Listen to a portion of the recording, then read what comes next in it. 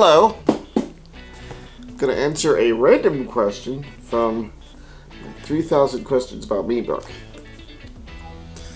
Did you ever sneak out of your house after curfew without your parents knowing? Never did that. I've never snuck out of my house without my parents knowing. However, story time. When I was a junior in high school in Hartford, Michigan, I fell into a group of, shall we say, not the nicest kids, not the best behaved kids. They did pot. Anyways, during the prom, I went to the prom. Didn't have a date. Do I ever have a date? So I went to the prom, but the only reason I went to the prom was to kill time until the party I was invited to after the prom. So I went to the prom. I stayed around long enough to see who the homecoming king and queen was. And then I went to, I believe, a hotel in Benton Harbor,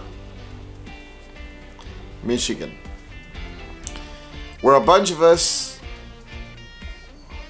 got together and partied at a hotel. I don't know who paid for the hotel. I don't know how you got people under 18 to pay for a hotel. I don't know who paid for it or anything like that, but yeah, I went there and partied, and it was at that hotel that I realized that I don't like beer. I don't like the taste of beer. I mean, I had like a beer, I sipped it, I just didn't like it, so I just kind of set it aside. I did like to smoke pot at the time, so I was doing my fair share of this. And at one point, everybody pretty much, had their own little joints, and they said, stop. Somebody said, I want to count all these joints going around. So we counted, and we had to recount a couple times because we lost track. But I think there were like 30 joints going around all at the same time. Big party.